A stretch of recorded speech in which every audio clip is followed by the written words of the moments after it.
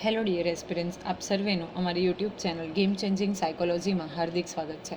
આજના વિડીયોમાં આપણે પ્રોબેશન ઓફિસર, ચીફ ઓફિસર અને કેટલીક અન્ય સરકારી પરીક્ષાઓ માટે સમાજ કાર્ય એટલે કે સોશિયલ વર્ક સબ્જેક્ટ અગત્યનો છે. અને સાથે સાથે જે વિદ્યાર્થીઓ બેચલર ઇન સોશિયલ વર્ક અને માસ્ટર ઇન સોશિયલ વર્ક સાથે સંકળાયેલા છે, તો એમને માટે પણ આ વિડીયોઝ ખૂબ અગત્યના છે. તો અગાઉના વિડીયોમાં આપણે વ્યક્તિગત સમાજ કાર્યની પદ્ધતિઓ વિશેની ચર્ચા કરી રહ્યા હતા અને એક અંતર્ગત આપણે પરામર્શન એટલે કે બેઝિકલી કે કાઉન્સેલિંગના મુખ્ય લક્ષણો શું છે, શા માટે કાઉન્સેલિંગની જરૂરિયાત છે, સાથે સાથે કાઉન્સેલિંગનો ઇતિહાસ, એ બધા વિશે ડિટેલમાં ચર્ચા કરી હતી. હવે આજના વિડીયોમાં આપણે કાઉન્સેલિંગના લક્ષ્યો કયા કયા છે, ઓકે, કયા લક્ષ્યને ધ્યાનમાં રાખીને કાઉન્સેલિંગ કરવામાં આવે છે, તો એ વિશેની ડિટેલ્ડમાં ચર્ચા કરવાના છે. તો તમે અગાઉના વિડીયોઝ જોયા ન હોય તો પ્લેલિસ્ટમાં જઈને એ વિડીયોઝ પણ ચેક કરી લેશો. દરેક કાઉન્સેલિંગ સંબંધમાં ધ્યેયો સેવાર્થી અને કાઉન્સેલર દ્વારા નક્કી કરવામાં આવે છે. કાઉન્સેલિંગની આપણે વાત કરીએ તો આપણે જોયું હતું કે બેઝિકલી 2 અથવા તો 2થી વધારે પર્સનનો એમાં સમાવેશ થાય છે. તો સેવાર્થી એટલે કે જે વ્યક્તિને પ્રોબ્લેમ્સ છે, જે કાઉન્સેલિંગ માટે આવે છે એ, અને કાઉન્સેલર એટલે કે જે પ્રોફેશનલ વ્યક્તિ જેના દ્વારા કાઉન્સેલિંગ કરવામાં આવે છે એ. તો એ બંને વચ્ચે એટલે કે સેવાર્થી અને કાઉન્સેલર દ્વારા જે લક્ષ્યો છે એ લક્ષ્યો નક્કી કરવામાં આવે છે. અને આ વ્યક્તિગત અને સમસ્યા વિશિષ્ટ છે, જે એક વ્યક્તિથી બીજી વ્યક્તિમાં બદલાય છે. હવે બેઝિકલી આપણે જોઈએ કે કાઉન્સેલિંગની જે પ્રોસેસ છે એ દરેક વ્યક્તિ માટે સરખી નથી હોતી. દરેક વ્યક્તિ બદલાતા એટલે કે વ્યક્તિ બદલાતા એમાં પણ પરિવર્તન આવે છે, એટલે કે એક વ્યક્તિથી બીજી વ્યક્તિમાં બદલાય છે.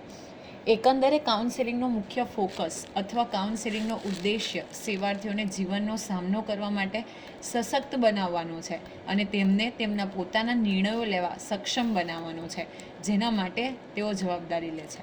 હવે જો કાઉન્સેલિંગની આપણે વાત કરીએ એટલે કે પરામર્શની વાત કરીએ તો એનો મુખ્ય ફોકસ શેની ઉપર રહેલું હોય છે, અથવા તો એનો મુખ્ય ઉદ્દેશ્ય શેની ઉપર છે, તો જે કોઈ સેવાર્થી એટલે કે કાઉન્સેલિંગ કરવા માટે જે વ્યક્તિ આવે છે, તો એ સેવાર્થીને એની જિંદગી અથવા તો જીવનમાં જે કોઈ પ્રોબ્લેમ્સ છે તો એનો સામનો કરવા માટે સશક્ત બનાવવાનો છે, કેપેબલ બનાવવાનો છે, અને સાથે સાથે એના પોતાના નિર્ણયો એ પોતે જાતે લઈ શકે એ માટે એને સક્ષમ બનાવવાનો છે. જ્યારે કાઉન્સેલિંગમાં લક્ષ્યો સ્થાપિત કરવાની વાત આવે છે, ત્યારે તે તાત્કાલિક અથવા ટૂંકા ગાળાના લક્ષ્યો અથવા લાંબા ગાળાના લક્ષ્યો હોઈ શકે. ઓકે, તો આપણે જ્યારે લક્ષ્યની વાત કરતા હોઈએ, એમની વાત કરતા હોઈએ, તો બેઝિકલી 2 વસ્તુ આવે. એક તો તાત્કાલિક લક્ષ્યો એટલે કે જે એકદમ ટૂંકા સમયગાળામાં ફૂલફિલ કરવાના છે, અને બીજા છે લાંબા ગાળાના લક્ષ્યો, જે લોંગ રન માટે ડિસાઇડ કરવામાં આવે છે. અંતિમ ધ્યેયો એ જ હશે કે આખરે સેવાર્થી પાસેથી તમામ જરૂરી ફેરફારો કરીને અને પોતાની સંપૂર્ણ ક્ષમતાને હાંસલ કરીને બનવાની અપેક્ષા રાખવામાં આવે છે. અને જો આપણે અંતિમ ધ્યેયની વાત કરીએ તો અંતિમ ધ્યેય શું હોઈ શકે કે દરેક જે વ્યક્તિ છે તો એને શું કરવાનું છે, સક્ષમ બનાવવા માટેની એની પાસે આપણે અપેક્ષા રાખવાની છે. તે જ સમયે કાઉન્સેલિંગમાં અમુક સામાન્ય લક્ષ્યો છે જે તમામ સેવાર્થીઓ માટે લાગુ કરી શકાય છે. તો બેઝિકલી આપણે બીજા થોડા કોમન એઇમ્સની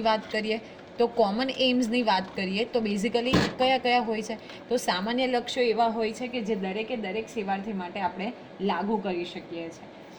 કે કોઈ પણ વ્યક્તિ હોય, જો કોમન ગોલ્સની આપણે વાત કરીએ તો એ દરેક વ્યક્તિ માટે આપણે લાગુ કરી શકીએ છીએ.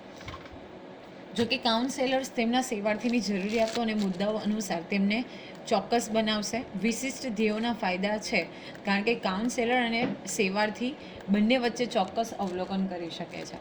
તો ફાઇનલી ડિસિઝન કોના દ્વારા લેવામાં આવશે, તો કાઉન્સેલર દ્વારા જે ધ્યેયો છે એ નક્કી કરવામાં આવશે. તો જેવી રિક્વાયરમેન્ટ્સ હશે એને આધારે જે ધ્યેયો છે, લક્ષ્યો છે એ નક્કી થશે. સૌપ્રથમ લક્ષ્ય છે સેવાર્થીઓને હકારાત્મક વર્તન તરફ બદલવામાં મદદ કરવી. તો સકારાત્મક વર્તણૂક પરિવર્તન એ કાઉન્સેલિંગ પ્રક્રિયાના સૌથી આવશ્યક પરિણામોમાંનું એક છે. જો આપણે સકારાત્મક પોઝિટિવ વર્તણૂક એટલે કે બિહેવિયર અને એમાં જો ચેન્જ લાવવાની વાત કરીએ તો એ સૌથી આવશ્યક પરિણામો પૈકીનું એક છે.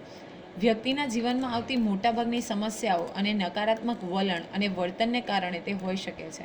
તેથી કાઉન્સેલર જે સેવાર્થીઓને તેમનું વલણ અને વર્તન બદલવા માટે પ્રોત્સાહિત કરવું જોઈએ, અને તેઓ જેના પર કામ કરવા ઈચ્છે છે તે હકારાત્મક વર્તણૂકીય પરિવર્તનને ઓળખવા જોઈએ. આ ફેરફાર સેવાર્થીઓને ઉત્પાદક અને સંતોષકારક જીવન જીવવામાં મદદ કરશે. હવે બેઝિકલી આપણે વાત કરીએ તો જે સમસ્યા ઉદ્ભવે છે અને સાથે સાથે એના જે નકારાત્મક એટીટ્યૂડ એટલે કે નેગેટિવ વલણ છે, એટીટ્યૂડ છે અથવા તો બિહેવિયર છે, તો એને કારણે સમસ્યાઓ ઉદ્ભવી હોઈ શકે છે. એટલે સૌપ્રથમ શું કરવું જોઈએ કે જે તે કાઉન્સેલર છે એણે સેવાર્થીને પોતાનું વલણ એટલે કે એટીટ્યૂડ અને બિહેવિયર બદલવા માટે પ્રોત્સાહિત કરવું જોઈએ અને સાથે સાથે પોઝિટિવ બિહેવિયર અને એમાં જે ચેન્જીસ આવે છે તો એ અંગે ઓળખાણ એટલે કે એ વસ્તુને ઓળખવા જોઈએ, એટલે કે એ વસ્તુમાં નોટિસ કરવી જોઈએ. નેક્સ્ટ છે સંબંધોને મજબૂત કરવાની સેવાર્થીની ક્ષમતામાં વધારો. તો સેવાર્થીઓને તેમની પોતાની ઓછી સ્વછબી અથવા તો અપૂરતી સામાજિક કૌશલ્યને કારણે અન્ય લોકો સાથે યોગ્ય રીતે વાતચીત કરવામાં મુશ્કેલ પડે છે.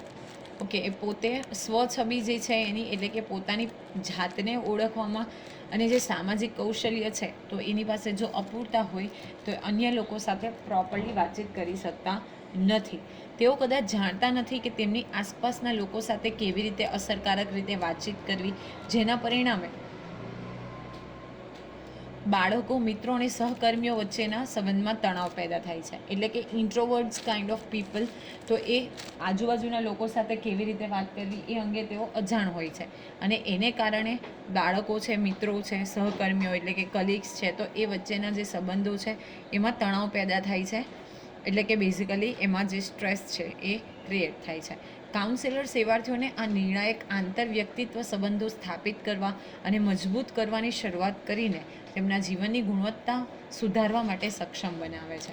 તો શું કરશે કાઉન્સેલર? જે આવું આંતરવ્યક્તિત્વના સંબંધો જે પ્રસ્થાપિત કરવાના છે, એટલે કે બીજા વ્યક્તિ સાથે જે સંબંધો પ્રસ્થાપિત કરવા, કેવી રીતે વાત કરવી, કેવી રીતે આસપાસના લોકો સાથે હળીમળીને રહેવું, તો એ અંગેના જે સંબંધો છે એ મજબૂત કરવાની શરૂઆત કરે છે અને બેઝિકલી એમાંથી પોઝિટિવ રિઝલ્ટ જે છે એ મળે છે.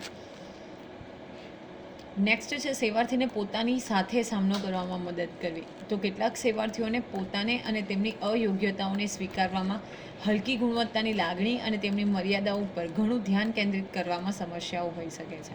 ઘણા લોકો એવા હોય કે જે બેઝિકલી પોતાની જે અયોગ્યતાઓ છે તો એને સ્વીકારવામાં અને સાથે સાથે જે લાગણી છે એ અને મર્યાદા છે તો એની ઉપર ધ્યાન કેન્દ્રિત કરવામાં સમસ્યા હોઈ શકે છે. તેઓએ શીખવાની જરૂર છે કે તેઓ કોણ છે અને શું છે. તે માટે સૌપ્રથમ પોતાને કેવી રીતે સ્વીકારવું અને જીવનમાં જે મુશ્કેલીઓનો સામનો કરવો પડે છે તેને સ્વીકારવાનું શરૂ કરવું જોઈએ. તો સૌપ્રથમ તો એક્સેપ્ટન્સ કેવી રીતે કરવું એ એટલે કે સ્વીકારવું અને સાથે સાથે જે મુશ્કેલીઓ છે એ સામનો કેવી રીતે કરવું તો એ અંગે શીખવાડવામાં આવે છે અથવા તો એ અંગે એને કેપેબલ બનાવવામાં આવે છે. જ્યારે તેઓ તેમના જીવનના પડકારરૂપ અને મુશ્કેલ પરિસ્થિતિઓનો સામનો કરે છે ત્યારે સલાહકારોએ તેમને પોતાની સાથે સામનો કરવા માટે પ્રોત્સાહિત કરવા જોઈએ. તો જે કોઈ મુશ્કેલ પરિસ્થિતિઓ છે એનો સામનો કરવા માટે એને કેપેબલ બનાવવાના છે, એટલે કે જે તે પરિસ્થિતિ સામે એ ફાઇટ કરી શકે, લડાઈ આપી શકે. નેક્સ્ટ છે તર્કસંગત નિર્ણયો લેવામાં સેવાર્થીને સહાય કરવી. તો કેટલાક સેવાર્થીઓને તર્કસંગત નિર્ણયો લેવામાં મુશ્કેલીઓનો સામનો કરવો પડે છે. લોજિકલ જ્યારે ડિસિઝન લેવાના હોય તો એમાં મુશ્કેલીઓનો સામનો કરવો પડે છે. ખોટો નિર્ણય લેવામાં આવે ત્યારે તે જે પરિણામ ભોગવવા પડે છે તેની તેઓ ચિંતા કરે છે. તો નિર્ણય લેવા પહેલાં જ એવું વિચારવામાં આવે છે કે જો નિર્ણય લેવામાં ભૂલ થઈ જાય અથવા તો નિર્ણય જે લેવાયો છે ખોટો નિર્ણય હોઈ શકે તો એના જે પરિણામ ભોગવવા પડે છે, એટલે કે જે નેગેટિવ પરિણામ છે તો એ ભોગવવાની તેઓ પહેલેથી ચિંતા કરે છે. તેઓને લાગે છે કે સારા નિર્ણયો લેવામાં નાણાં, સમય, સંતોષ વગેરેના સંદર્ભમાં જોખમો સામેલ છે અને જ્યારે પણ એમને નિર્ણય લેવાની વાત આવે તો ત્યારે નિર્ણય નથી લઈ શકતા બિકોઝ ધે ફેલ્ટ કે એમાં નાણાં એટલે કે મની, સમય, ટાઈમ અને જે સેટિસ્ફેક્શન છે એના જોખમો રહેલા છે અને તેઓ કોઈપણ પ્રકારના જોખમમાં સામેલ થવામાં આરામદાયક નથી. એટલે કે કોઈપણ પ્રકારનું જોખમ લેવા માટે વ્યક્તિઓ રેડી નથી. અહીંનો ધ્યેય તેમને યોગ્ય કાર્યવાહી અંગે નિર્ણાયક નિર્ણયો લેવા માટે સક્ષમ બનાવવાનો છે. તો આવી પરિસ્થિતિમાં જ્યારે વ્યક્તિ કાઉન્સેલિંગ કરાવવા માટે આવે છે તો બેઝિકલી એ કોઈ પણ પરિસ્થિતિમાં નિર્ણાયક નિર્ણયો લઈ શકે, એટલે કે યોગ્ય જજમેન્ટલ ડિસિઝન લઈ શકે એ માટે એને કેપેબલ બનાવવાનો છે, એ માટે એને સશક્ત બનાવવાનો છે.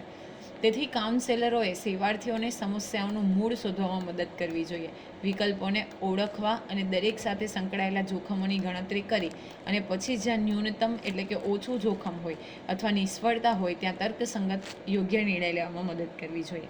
એટલે કાઉન્સેલર શું કરશે કે દરેક વિકલ્પને કેવી રીતે ઓળખવામાં આવે, તેની સાથે કેટલું રિસ્ક રહેલું છે, તો એની કેલ્ક્યુલેશન કરીને એટલે કે રિસ્ક કેલ્ક્યુલેશન કરી અને પછી જ્યાં ઓછું જોખમ છે, કયા સંજોગોમાં નિષ્ફળતા મળી શકે એમ છે, તો એ અંગે નિર્ણય લેવા માટે મદદ કરે છે. આ દ્વારા સેવાર્થીઓ તેમની ક્ષમતાઓને સમજે છે અને તેમની લાગણીઓ અને વલણોને ઓળખી શકે છે, તેમના નિર્ણયોને પ્રભાવિત કરી શકે છે. ધીમે તેઓ પોતાના જીવનમાં સ્વાયત્તતા કેવી રીતે વિકસાવવી અને કાઉન્સેલર પર નિર્ભરતા કેવી રીતે ટાળવી તે શીખે છે. અને પર્ટિક્યુલર ફ્રેઝ પછી આપણે જો વાત કરીએ તો એ શીખી જાય છે કે કેવી રીતે પછી ડિસિઝન લેવા, અને એ કોની ઉપર આધાર નથી રાખતા, તો જે તે કાઉન્સેલર ઉપર અથવા તો બીજી વ્યક્તિ ઉપર નિર્ણય લેવા માટે એ આધાર રાખતા નથી અને પોતે શું બને છે, આત્મનિર્ભર બને છે. નેક્સ્ટ છે સેવાર્થીને સકારાત્મક વિકાસ કરવામાં સહાય કરવી. તો સેવાર્થીઓને તકો અને તેમની સંપૂર્ણ ક્ષમતા વધારવાની રીતો શોધવાની સ્વતંત્રતા આપવામાં આવે છે, જેથી કરીને આસપાસની પરિસ્થિતિઓને નિયંત્રિત કરી શકાય અને યોગ્ય પ્રતિભાવ આપી શકાય. તો જેટલી કોઈ તકો છે, ચાન્સીસ છે એ અને તેની સંપૂર્ણ ક્ષમતા એ વધારવાની જે રીતો છે અને સાથે સાથે શોધવાની રીતો છે, તો એની ઉપર શું કરવામાં આવે છે, એને સ્વતંત્રતા આપવામાં આવે છે. તો બેઝિકલી એની આસપાસની જે પરિસ્થિતિઓ છે, તો આસપાસની પરિસ્થિતિઓને શું એ કરી શકે, તો નિયંત્રિત કરી શકે અને સાથે સાથે યોગ્ય જે રિસ્પોન્ડ છે એ રિસ્પોન્ડ પણ આપી શકે, એ પ્રમાણે પણ એમને કેપેબલ બનાવવામાં આવે છે.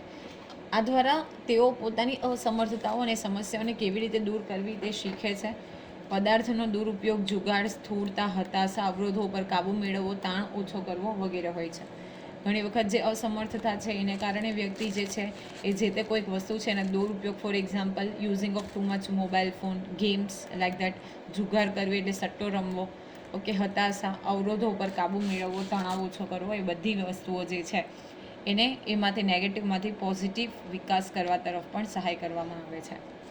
હવે આપણે જોઈએ કાઉન્સેલિંગ સંબંધિત કેટલાક ખ્યાલો. એમાં સૌપ્રથમ છે સામાજિક કાર્યના અભિગમ તરીકે પરામર્શ, એટલે કે સામાજિક કાર્યના એક અભિગમ તરીકે કેવી રીતે કાઉન્સેલિંગ ઉપયોગી થાય છે એ. તો સામાજિક કાર્ય અને પરામર્શ વ્યક્તિઓને તેમના જીવનની પરિસ્થિતિઓમાં વિકાસ અને ફેરફારો કરવા સક્ષમ કરવાના મુખ્ય આદેશ સાથે વ્યવસાયોને મદદ કરે છે. તો અગત્યનું છે કે જો આપણે પરામર્શની વાત કરીએ એ અને સાથે સાથે સોશિયલ વર્કની વાત કરીએ, તો દરેક વ્યક્તિઓના જે જીવનની પરિસ્થિતિ છે, તો એમાં વિકાસ અને ફેરફારો કરવા માટે સક્ષમ બનાવવું એ એનો મુખ્ય આદેશ છે અથવા તો એનું મુખ્ય એમ છે. સામાજિક કાર્યકરો જે સંસ્થા કે ટીમ સાથે સંકળાયેલા હોય તેને ધ્યાનમાં લીધા વિના તેઓ હજુ પણ વ્યક્તિ અને તેની ચિંતાઓ સાથે ઇન્ટરફેસ ધરાવે છે અથવા પરિવારો અને જૂથો સાથે કામ કરે છે, ત્યાં ઘણો બધો હસ્તક્ષેપ થાય છે. આ બધામાં તેઓ સેવાર્થી જૂથ સાથે રોગ નિવારક સંબંધ વિકસાવે છે અને સીધી કાઉન્સેલિંગ સેવાઓ પ્રદાન કરે છે. ઘણી વખત એવું બને છે કે કોઈક સંસ્થા કે કોઈ ટીમ સાથે વ્યક્તિઓ જોડાયેલા હોય છે, તો એને ધ્યાનમાં લીધા વગર શું કરવામાં આવે છે કે કાઉન્સેલિંગની સેવાઓ તેમના દ્વારા પ્રદાન કરવામાં આવે છે.